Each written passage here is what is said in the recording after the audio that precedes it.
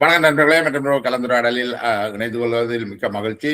இன்றைக்கும் பலமை போல முக்கியமான வரலாற்று அம்சங்கள் மற்றும் கடந்த நகழ்கால விடயங்கள் தொடர்பில் உரையாற்ற இருக்கிறோம். இன்றைக்கு முக்கியமாக பேச இருக்கின்றது எங்களோடு இது பற்றி பேசுவதற்கு இணைந்து கொள்வர் உங்களுக்கு மிக நன்கு அறியமான முன்னணி உடவியலாளர், இலங்கையினுடைய லேக் ஹவுஸ் மற்றும் ரூபவாகினி கூட்டுத்தாபனங்களின் முக்கிய பதவிகளை வகித்தவர், மனித உரிமைவாதி ஆய்வாளர் மனோரஞ்சன் அவர்கள். வணக்கம் மனோரஞ்சன். வணக்கம். வணக்கம். என்எல்டி சேர்ந்தவர்களுடைய தம்பி எழுதியிருந்தார், தேசம் நெட்டில் ஒரு கட்டுரை, தேசம் சஞ்சியில் ஒரு கட்டுரை எழுதினார். தெரியாமல் விடுதலை புலிகளுடைய தளபதிகள் தலைவர்மார் எல்லாருக்குமே உயர் சாதி வெள்ளாள பெண்கள் மீதுதான் காதல் வந்தது. அதுதான் அந்த அங்கீகாரம், அதுதான் அந்த அங்கீகாரம். என்ன நீங்க அங்க வந்து அங்கீகாரம், அது தலைவர் முதல் தொண்டர் வரை அந்த அங்கீகாரம் பெற வேண்டும். அந்த அங்கீகாரம் பெற்றாதான் அங்க இருக்க முடியும் என்றது. இது இந்த சியோனிசம் மாதிரி ஒரு சாமான், இந்த யாழ்ப்பாணியம் என்று சொல்றதா. அது நீங்க கண்ணில் வழியில எங்க கேட்டீங்கன்னா நான் காட்டல. அது உங்களுக்குள்ளும் எனக்குள்ளும் இருக்கக்கூடிய ஒரு கடும் வைரஸ். அதுக்கு எதிரான போராட்டம் நீங்க தொடர்ந்து, எப்படி இந்த சில நோய்களுக்கு வந்து தொடர்ந்து மருந்தெடுக்கணும்னு சொல்லுவாங்க, அது மாதிரி தான் அப்பப்ப நாங்க அதுக்கு அறிவியல் ரீதியான மருந்து எடுத்தா தான் அந்த வைரஸை வந்து நாங்க கண்ட்ரோல் பண்றோம். நீங்க சொல்ற விஷயம் எப்படி இருக்குன்னா, கிட்டத்தட்ட புலிகளின் துப்பாக்கிகளின் நிழலில் சாதிகள் உறங்கி கொண்டிருந்த ஒரு கவிஞர் எழுதினதுதான். அது கரெக்ட், 100க்கு 200 வீதம் அது உறக்கத்தில் வைக்கப்பட்ட. நான் வந்து மெட்ராஸ்ல இருந்த கோடம்பாக்கத்துல தமிழ் இன்ஃபர்மேஷன் சென்டர் ஒன்று இருந்தது. இந்த தமிழ் இன்ஃபர்மேஷன் சென்டர்ல அந்த எல்லா இயக்கத்தாக்களும் வந்து சந்திக்கிற ஒரு இடம் கோடம்பாக்கத்துல இருந்து. சரிதான்.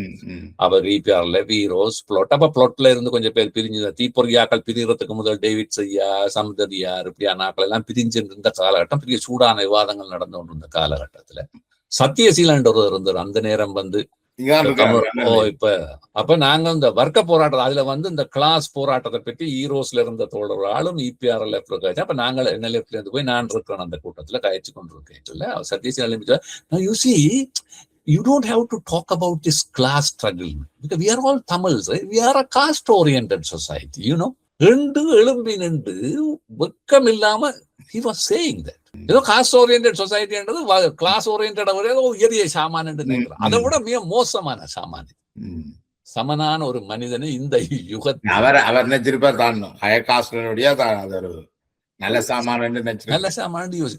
இப்ப இதுதான் ஒரு இந்த கருத்தியல் தான் பிரபாகரனை கொண்ட கடைசியாக கவிழ்த்து கொட்டியது. நான் பிரபாகரனுக்குள்ள கொஞ்சமாவது இந்த சமூகத்துக்குள்ள இந்த சமூகத்துக்குள்ள இவ்வளவு பிரச்சனைகள் இருக்கு என்று யோசிச்சிருந்தாலும் அதையும் விட நீ இப்படித்தான் நீ யோசிக்க வேணும், இப்படி யோசிச்சாதான் உனக்கு இந்த ஏற்றுக்கொள்ளல் வரும் என்றதை ஏதோ ஒரு வகையில் பிரபாகரனுக்கு இதை உணர்த்தி விட்டது. அதுதான் இல்ல முதல் உரையாடல ஒரு விஷயம் மிஸ் பண்ணப்படுறது.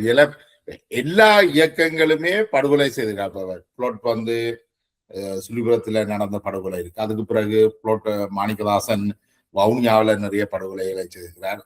அதே மாதிரி டெலோ தங்களுக்குள்ள அடிபட்டிருக்கு, படுகொலை செய்திருக்குது. ஈரோஸ் இபிஆர்எல் கொஞ்சம் குறைவு நினைக்கிறேன், இல்லையா நினைக்கிறேன். 1-2 பேரை சில விளப்படுற ஈரோஸ் வந்து கந்தசாமியை படுகொலை செய்தார் நினைக்கிறேன். கதிரமலை என்று சர்வோதய தலைவர்.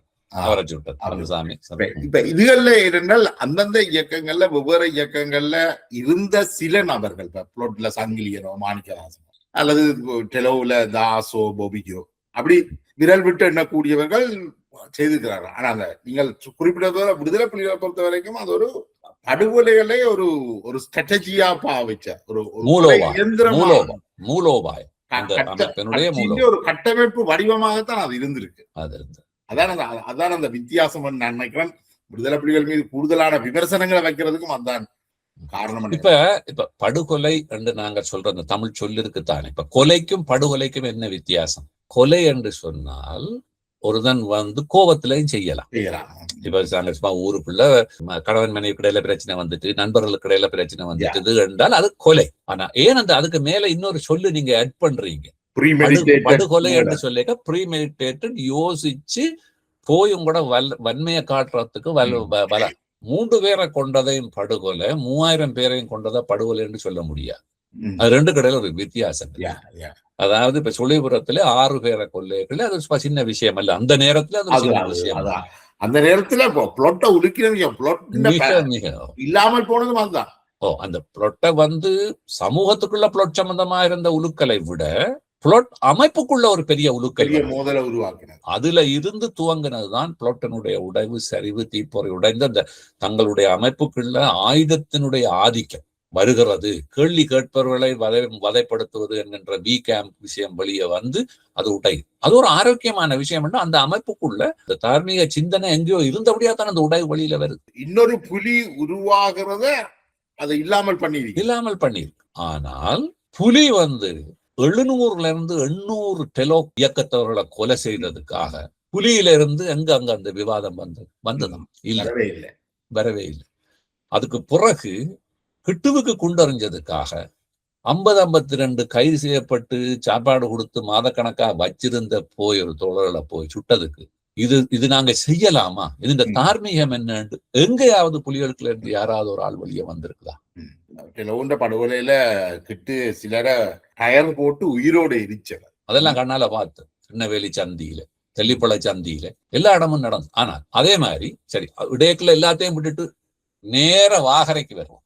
இதெல்லாம் மாற்றியக்கத்தான் 86ல இருந்து நாங்கள் 2006க்கு வாரம் 20 வருஷத்துக்கு பிறகு சர்வதேச ரீதியாக தங்களை திரும்பி பார்க்கிறார்கள். தங்களுக்கு தனியான ஒரு அரசு இருக்கிறது, நிழல் அரசு நடத்துறோம், சமாந்தரமான அரசு நடத்துறோம், உலகமே நடுங்குது. இந்த உலகத்துல 3வது 4வது பெரிய இராணுவத்தை அடிச்சு கலைச்சிட்டோம் என்று 20 வருஷத்துக்குள்ள கலைச்சவர்களால கிழக்கு மாகாணத்தின் முரண்பாடு தீர்க்கிறது எப்படி?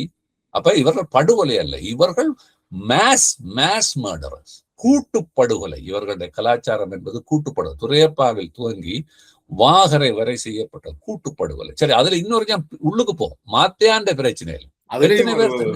350-700 பேர் துணுக்காய் முகாம நீங்க எடுங்க. சர்வதேச அறிக்கைகள்ல இருக்கு. கிட்டத்தட்ட 2700 இருந்து 3000 பேர் வரை இன்று வரை புலிகளில் இருந்து எவரும் கூட அதை ஏற்றுக்கொள்ள தயாரில்லை, அல்ல அதை ஆதரித்தவர்களும் ஏற்றுக்கொள்ள தயாரில்லை. யாழ்ப்பாணிய கல்வி சமூகமோ ஊடகங்களோ ஏற்றுக்கொள்ள தயாரில்லை.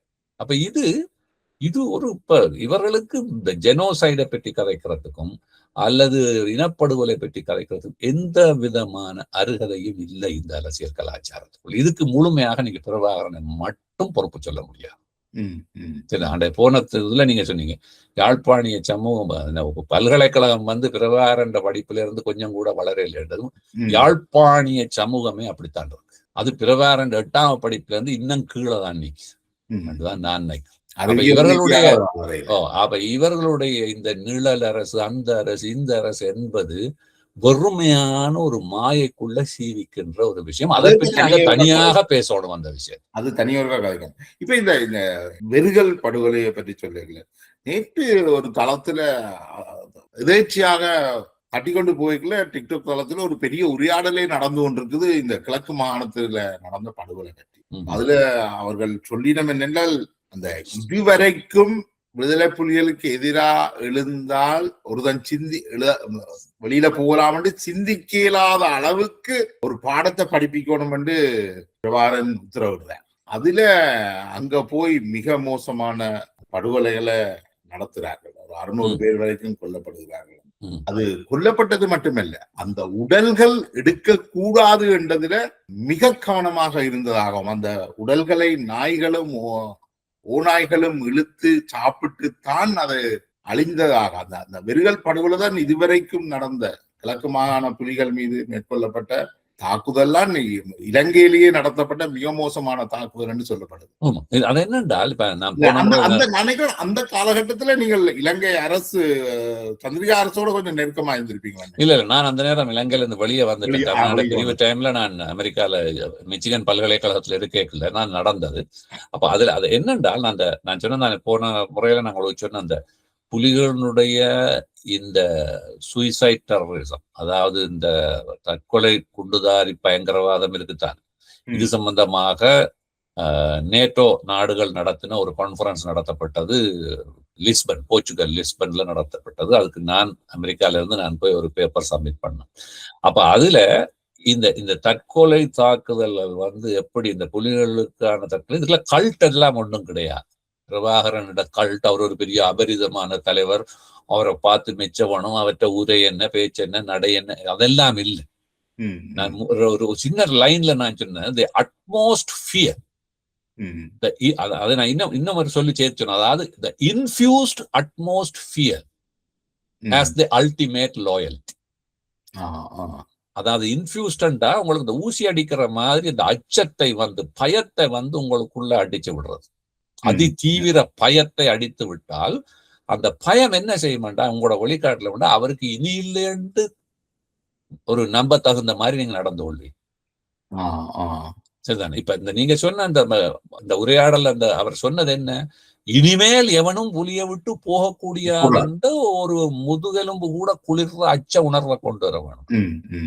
அவர்களை படுகொலை செய்தது மட்டுமல்ல, அந்த போன பிள்ளைகள்ல பாதி பேர் அணிந்திருந்தது வரிப்புலி கல்சான் என்றெல்லாம் புலிகள் இயக்கத்துல இருந்தவர். புலிகள் இருந்து பிரிஞ்சு கனநாளா இருக்கல அவர். சரிதான்?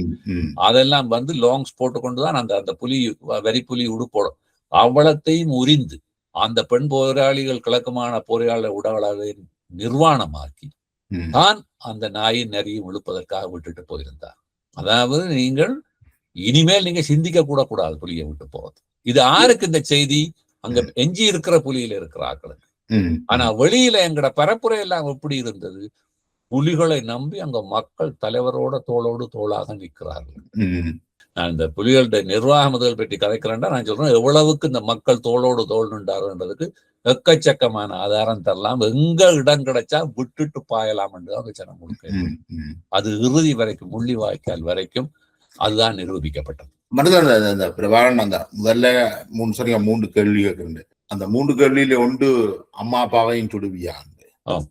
கிட்டத்தட்ட வெறியல் படுகொலையிலையும் மட்டக்களப்பு போராளிகளை அழிக்கிறதுக்கு மட்டக்களப்பு போராளிகள் தான் அல்லது கிழக்குமான போராளிகள் தான் பயன்படுத்தப்படும். அந்த அட்மோஸ்ட் லாயல்ட்டியை காட்டினா தான் நீ அங்க உனக்கு உயிர் பிச்சை இருக்கு. நான் சொன்ன அந்த ஃபியர் உன்னை சுட ஏன் சுட இல்லை என்றால் ரமேஷ் அங்க போய் இருக்க இயலாது. கிழக்குமாத்த ரமேஷ் அந்த சுடாமல் அங்க போய் இருக்க முடியாது. ஆனால் ரமேஷ் ராணுவம் ஒரு மாஃபியா அமைப்புக்கும் விடுதலை அமைப்புக்கும் எந்த சம்பந்தமுமே கிடையாது. ஒரு சம்பந்தமும் இல்லை. அங்க நடந்ததே விடுதலை போராட்டமே இல்லைத்தான்.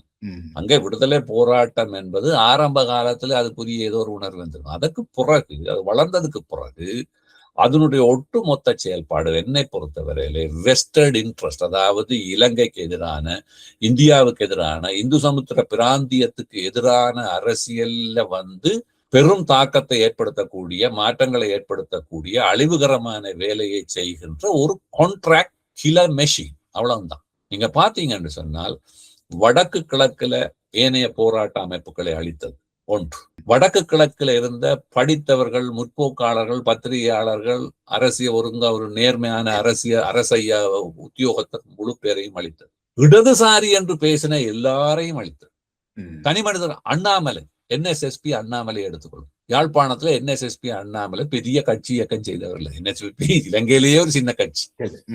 யாழ்ப்பாணத்துல ஒரு 15-30 பேர் இருந்திருக்கலாம். NSSP அண்ணாமலை ஏன் சுட்டார்? இலங்கை கம்யூனிஸ்ட் பார்ட்டியினுடைய யாழ்ப்பாணம் மாவட்ட இணைப்பாளர் விஜயானந்தன் ஏன் சுட்டுக் கொல்லப்பட்டார்? அப்ப இடதுசாரித்துவ சாயல் இருந்தால் அவர்கள் அளிக்க. இலங்கையில அரசாங்கங்களோடு இவர்களுக்கு தொடர்பு, நேரடி மறைமுக தொடர்புகள் இருந்திருக்கின்றன. இவர்களுக்கான வழிகாட்ட இலங்கையினுடைய கிலமெஷின், இலங்கையினுடைய படுமோசமான அரச யந்திரம், இராணுவ உளவு பிரிவு, இதுகளுக்கு வழங்கிய ஆலோசகர்களே தான் இவர்களுக்கும் ஆலோசனை வழங்கி. நான் உங்களுக்கு இன்னும் 2 விஷயத்த நான் சொல்றேன். இந்த வெளிக்கடை சிறைச்சாலை படுகொலை இருக்கல்லவா, நந்தன வீரரத்ன அந்த புதுப்பிட்டு ஒரு புத்தகம் எழுதியிருக்கார். சிறைச்சாலை படுகொலையும் 83ஆம் ஆண்டு இனக்கலவரும் சிறைச்சாலை படுகொலை. இந்த சிறை படுகொலையில 2 நாள் தொடர்ந்து சிறை கைதிகள், தமிழ் சிறை கைதிகள் கொல்லப்படுகிறார். இந்த குட்டிமணி தங்கத்துறையினுடைய வழக்கறிஞர் அன்றைக்கு என்ன சொன்னார் உங்களுக்கு? குட்டிமணி என்ன சொன்னதா? அப்ப தங்களை காட்டி கொடுத்தான்னு சொல்லிக்கிறார். இப்ப இது நேரடியாக அவர்கள் சொன்னது. ஏன் சொல்ல வேணும்? அதாவது தன்னுடைய வளர்ச்சிக்காக எதையும் பாவிக்கலாம். இந்த சிறைப்படுகொலை 83ஆம் ஆண்டு நடந்ததுக்கு பிறகு 84ஆம் ஆண்டு கென்ஃபார்ம் டொலஃபார்ம் அடிக்கப்படும். இந்த கென்ஃபார்ம் டொலஃபார்ம்ல இருந்தாக்கள் ஆறு நினைக்கிறீங்க நீங்க? 1983ஆம் ஆண்டு சிறைப்படுகொலையில ஈடுபட்ட மோசமான சிறை கைதி இவர்கள் தான் நன்னடத்தை என்று சொல்லி இவர்களை கொண்டு இந்த கேள்வியை கேட்டிருக்காரு நந்தன். இவர்களை எங்கே கொண்டு போனார்கள்? அவர்கள் ஒருவருக்கும் வழக்கு போடப்படல.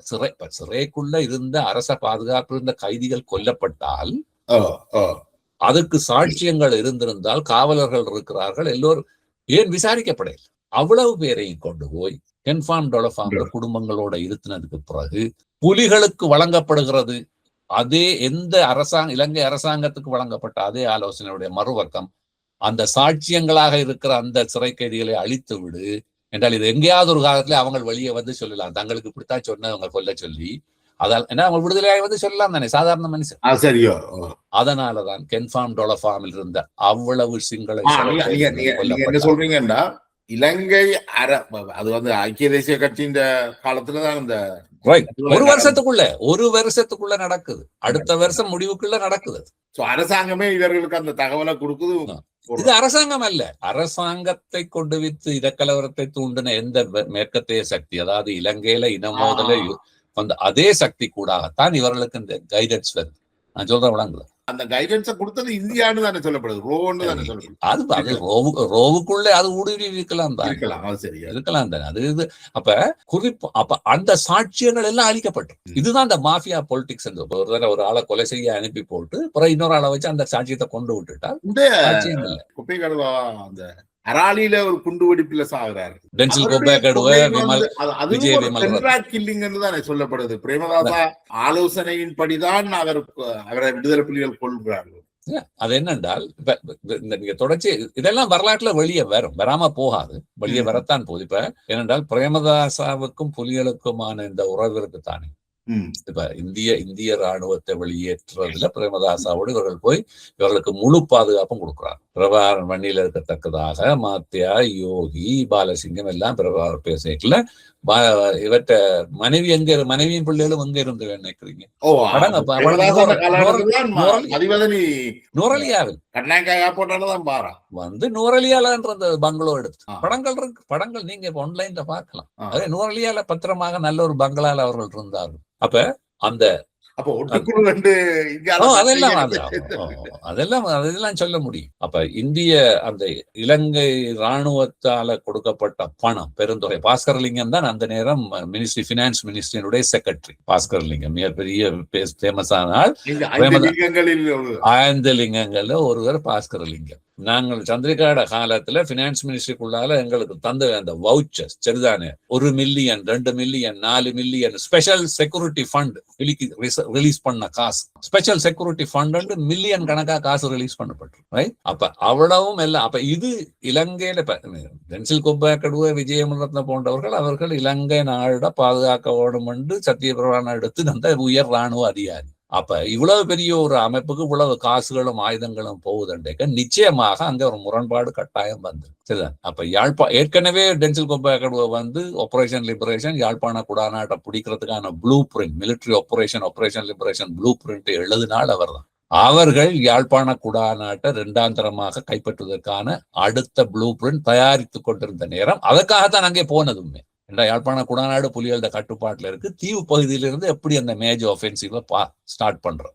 அப்ப அவர்கள் அங்க போன இந்த முக்கியமான தளபதிகள் அங்க போன தகவல் எப்படி புலிகளுக்கு போனது, இந்த ஜிக்ஸோ பசில் பீஸ்களை நாங்க உண்டா நெருக்கி பார்க்கவும். ஏன்னா அவருக்கு ஒரு விருப்பம் இருந்தா நினைக்கிறேன், வருகின்ற அடுத்த ஜனாதிபதி தேர்தலில் பிரேமதாசாக்கு எதிராக போட்டியிடுவது. அது ஒரு பொலிட்டிக்கல் சட்டாயராகத்தான் தென்னிலங்கையில கதைக்கப்பட்டது. ஆனால் அவர்கள் அந்த ராணுவ அதிகாரிகளுடைய அவர்கிட்ட பிரேமதாசான டிஃபென்ஸ் கமாண்டர் இன் சீஃப்.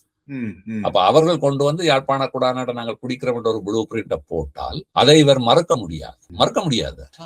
புலிகளோட சண்டை வாங்கிட்டு அப்ப பிடிக்கணும் போட்டால் நீங்க மறக்க முடியாது. அப்ப அவர்களையே முடிச்சு விட்டால் அந்த ப்ளூ பிரிண்ட் வந்து டேபிளுக்கே வராது. இதை நீங்க தொடர்ச்சியா பார்த்தால் இதனுடைய ஒட்டு மொத்த நடவடிக்கை அடுத்த தீர்வு திட்டங்களை நீங்க பார்த்துடுவாங்க. இப்ப இந்தியா என்ற ஒரு நாடு இலங்கை அழுத்தத்தை போட்டு ஒரு தீர்வை கொண்டு வந்து வரலாற்றுல வடக்கு கிழக்கு, அதாவது வெள்ளக்காரர்கள் வந்து என்னத்துக்கு இந்த மாகாண சபை பார்டர் போட்டார்களோ எனக்கு கண்டா தெரியல. நாங்க எல்லாம் சூழல் புத்தகத்துல 22 மாவட்டங்களுக்கு, அப்ப 21 மாவட்டம், கிளிநொச்சி மாவட்டமா வாரத்துக்கு முதல் நாங்க படிக்க 21 மாவட்டம் படிக்கிறது. அவ்வளவுதானே கிளிநொச்சி மாவட்டம் வந்தது. இந்த 9 மாகாணங்களாக பிரிக்கப்பட்டு கலர் கொடுப்போம். ஒவ்வொரு மாகாணத்துக்கும் ஒரு கலர் பென்சில் கொடுத்து ஏன் மாகாணம் போட மேபி எனக்கு நினைக்கிறேன் பிரிட்டிஷார் தொடர்ந்து இன்னொரு 50 வருஷம் 100 வருஷம் தாங்கள் இருப்போம் என்றால் இதை இப்படி நிர்வகிக்கலாம் என்றது ஜோதிச்சவர்கள் மாகாண சபையை போட்டிருக்கலாம். ஆனால் மாகாண சபை நிர்வாகம் என்றோட்டு அப்படி ஒரு பொறிமுறை இல்லை, சும்மா மாகாணங்களாக பிரிக்கப்பட்டிருக்க. அதை வைத்து அந்த நல்ல வேளை சந்தர்ப்பவசமா அப்படி ஒரு பார்டர் இருந்துச்சு. அதை வச்சுத்தான் இந்த இந்திய இலங்கை ஒப்பந்தத்துல தற்காலிகமாக இணைச்சு ஒரு நிர்வாக அமைப்பை கொடுத்து அந்த நேரத்துல வடகிழக்கு தமிழர்கள் எல்லாம் ஒன்றாக ஒரு விதமான இந்த தேசிய வண்டிவர்கள் சொல்லுகிறார்கள், இந்த பம்மாத்தி யாழ்ப்பாணியத்தின் இந்த தமிழ் தேசிய வண்டிவர்கள் சொல்லுகிறார்கள், நாங்கள் ஒரு தேசமாக உணர்கிறோம். அது ஏதோ ஒரு வகையில இந்த அடுத்தடுத்து வந்த இனக்கலவரங்கள், இந்த கைதுகள், ராணுவ கைதுகள், இதுகளால அந்த ஒரு தமிழ் தேசமாக இது உணர்ந்ததுன்றது உண்மை. ஒரு அச்சம் காரணமா வேற அங்க ஒண்ணும் பெரிய அரசியல் கருத்தியல் எல்லாம் அங்க ஒன்றும் நடக்கு. சாதாரண பிசிக்கலாக வரக்கூடிய ஒரு அச்ச உணர்வு. ஏன்னா தீவு தானே, எங்கேயாவது இன்னொரு நிலமா இணைஞ்சிருந்தா அவ்வளவு இந்தியாவுக்கு போயிருக்கும் இந்த அடிகளோட. இப்படி இருக்கவே 1 லட்சத்துக்கு மேல போயிட்டு இந்தியா. அப்ப எங்கேயாவது நிலம் இணைஞ்சிருக்க மாட்டோம், அங்கதான் ஓடிடும். இல்லாதபடியால அந்த தேசமாக நாங்க உணர்ந்திருந்தோம். இதுக்கு ஒரு அரசியல் வரையறையும் கொடுத்து ஏதோ ஒரு வகையில ஒரு சர்வதேச அழுத்தம். இந்தியான்றது சும்மா நாடு இல்லை, சர்வதேசம் தானே இந்தியா. சர்வதேச அழுத்தத்தோட ராணுவத்தையும் கொண்டு இறக்கி உங்களுக்கு ஒரு கட்டுமானத்தை கொண்டது. இறுதி ஆராய்வுல நீங்க பாத்தீங்கன்னா அந்த கட்டுமானத்தை இலங்கை அரசாங்கத்துக்கு பாராளுமன்றத்துல பலத்தை கொடுத்து, சீட்டு காணாம இருந்தது பெரும்பான்மை, அதை கொடுத்து அதுல இருந்த போலீஸ் அதிகாரம், காணி அதிகாரத்தையும் இல்லாமக்கி மாகாண சபையை கலைக்கிறதுக்கான அதிகாரத்தையும் புலிகள் தான் செய்தார். அது மட்டும் இல்ல, மாகாண சபையோடு இணைந்தவர்கள், பேசினவர்கள், ஆதரித்தவர்கள், அதுல செயல்பட்டவர்கள் முழு பேரையும் கொலை செய்தார். அடிப்படையில நீங்கள் பார்த்தால் இவர்கள் எதிர்த்தரப்பின் ஏஜென்ட்டுகளாக செயல்படுகின்ற ஒரு பலம் வாய்ந்த கூலி கும்பல், ஒரு மர்சனரி குரூப், வேற ஒன்றும் இல்லை. அதுல அந்த காலகட்டத்துல ஜேஆருடைய காலகட்டத்துல ஜேஆர் பெரும்பாலும் இஸ்ரேல் மொசாட்டினுடைய அனுசரணையைத்தான் பெற்றிருந்தது இந்த விடுதலை அமைப்புகளுக்கு எதிரான யுத்தத்துக்கு. அதுல இப்போ எனக்கு ஞாபகம் இருக்கு, அந்த நேரம் மொசாட்டின் அட்வைஸ் வந்து நீங்க 100 தமிழரை கொண்டா அதுல ஒரு புலியும் சாகும். இப்ப இஸ்ரேல்ல என்ன செய்கிறார்களோ அதுதான் அவர்கள் சொல்லி இருந்தார்கள். பிரேமதாசா வந்த பிறகு இந்த மொசாட் வெளியிலே அனுப்பப்படுது. ஆனால் வெளியில இன்னொரு கதை இருக்குது என்னென்றால், பிரேமதாசா மொசாட்டை அனுப்பினதாலதான் பிரேமதாசாவை டார்கெட் பண்ண புலிகளை பயன்படுத்தி மொசாட்டை இருக்கலாம். ஏனென்றால் இன்றைக்கு இவர்களை பொறுத்த மட்டுக்கு இவர்களுக்கான பயிற்சிகள், இவர்களுடைய செயல்முறைகள், சமூகத்துக்குள்ள புலிகள் விதைக்கின்ற அந்த விதைத்த அச்ச உணர்வு இருக்குத்தான். இவர்கள் படுகொலை செய்த விதங்கள், செய்த கொலைகளை இவர்கள் காட்சிப்படுத்திய விதங்கள் கொண்டிருக்கு. அதாவது டெரரைசிங் த பீப்புள் என்றது ஒரு மெத்தடாலஜி. டெரரைசிங் த பீப்புள், அதாவது ஒரு பப்ளிக்கை வந்து ஒரு அந்த ஆங்கில சொல்லு பினாம்ட் என்று சொல்றோம், ஒரு உரைத்த நிலைமைக்கு கொண்டு வரது சமூகத்தை. ஒன்றுமே கதை கேளாது, சாப்பிடுறதுக்கும் இதுக்கு மட்டும்தான் வாய் திறக்கலாம். அப்ப அந்த அதெல்லாம் எங்க இருந்து வருது என்றால் அது சும்மா ஹோம் குரோன் அல்ல. அதுக்குரிய பயிற்சிகள் எல்லாம் வந்து நீங்க இஸ்ரேல் அங்க காசால செய்யறத பார்த்தா தெரியும். இல்ல என்னென்ன விடுதலை புலிகளுடைய புலனாய்வு கட்டமைப்புன்றது முழுக்க மொசாட் புத்தகங்கள்ல இருந்து தான் அவர்கள் படிச்சு, அதுல இருந்து தான் வருது. அதுல மொசாட்டோட நேரடியாகவும் பயிற்சி எடுத்திருக்கிறோம்.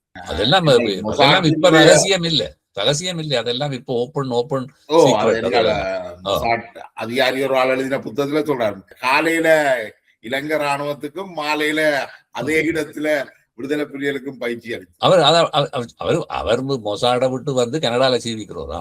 அவர் மெனக்கட்டு ஏன் எழுதவன்? அவருக்கு என்ன தேவை இருக்கு? அவருக்கு ஒரு தேவையும் இல்லத்தான். அதை கொண்டு வரும்போது அவருக்கு யாரும் காசு கொடுக்க போறேன். வடிவா அவதானிச்சு பார்த்தால் எந்த விதத்திலே தமிழ் சமூகத்தை எம்பவரிங் என்று சொல்றது தான்.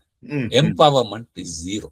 வீக்கு தான் கொண்டு போய் அவை இந்த மாயை இருக்குதான். இந்த மாயை உடைக்கும் பெற இன்றைக்கு இந்த மாயை வந்து புலிகள்ல இயக்கத்துல இருந்த இளைஞர்கள் அல்லது ஏற்கனவே அந்த களத்துல நின்று சண்டை பிடிச்சபடி எங்கள்கிட்ட கேட்டால் கொஞ்சம் யோசிக்கிறவர்கள் இதை ஒத்துக்கொள்வார். ஆனால் அவர்கள் இதை போய் இன்றைக்கு யாழ்ப்பாணத்துல சொன்னால் கஜேந்திரகுமாரும் அங்க இருக்கிற தமிழ் கட்சியும் சேர்ந்து அவனை கழுவில் ஏற்றி போடுவாங்க. நாங்கள் இதை வச்சுதான் பிழைப்பு நடத்தி கொண்டிருக்கிறோம், நீங்கள் இங்க வந்து இதோட கிடையாதீங்க. தமிழ்நாட்டுக்கு போனாலும் அதுதான். இப்ப நான் அந்த முதல் கேள்விக்கே வந்தார், பிரபாகரன் தமிழீழத்தை எடுத்துடலாமா என்று நம்பித்தானா இந்த உலக இன்டெலிஜென்ட் நெட்வொர்க்கோட எல்லாம் அவர் நினைச்சிட்டாரா தன்னால இந்த சர்வதேச இன்டெலிஜென்ஸ் எல்லாரையும் கையாண்டு பூந்து விளையாடி வென்றலாமா? நான் நினைக்கல அவர் அப்படி எல்லாம் யோசிச்சுக்கிட்டு இருப்பாரு. இது சுத்த இருந்த ஆக்கள் அவருக்குள்ள தலைக்குள்ள ஏதோ மிகப்பெரிய ஒரு விஷயம் இருக்கு. அந்த ஆள தெளிவா புரிஞ்சால் பாலசிங்கம் தானே. பாலசிங்கம் ஒரு வசனத்துல சொல்லி போட்டு எந்த மொக்கனுக்கு விளங்க இல்ல எல்லாரும் போட்டு மொங்க போறாங்க அவர் சொல்லி எனக்கு என்னவோ மாதனமுத்தா கதை மாதிரியும் கிடையாது. நாங்க மாதனமுத்தாண்டும் ஒரு கோட் வேர்ட் வச்சிருந்தோம். நான் யாழ்ப்பாணத்துல அந்த 92 92 92 இருக்கு புலிகள் சம்பந்தமா கதை கேட்கல, மாதன முத்தாண்டு தான் நான் கதைக்கிறேன். இவரை பேரை சொன்னா பிரச்சனை அப்ப எங்க அவ்வளவு பிரிவு இதெல்லாம் இவர் மாதன முத்தாண்டு தான் சொல்லிடுறேன். எங்களோட மன்னார்ல மெத்த படிச்ச சாந்த குரூஸ் சொல்றேன். அந்த மாதிரி மெத்த படிச்ச சாந்த குரூஸ் மாதிரி தான் மாதன முத்தா. மாதன முத்தா கதை தான் நீங்க சொல்றேன். சரி, மாதன முத்தா கதை தான் இறுதி.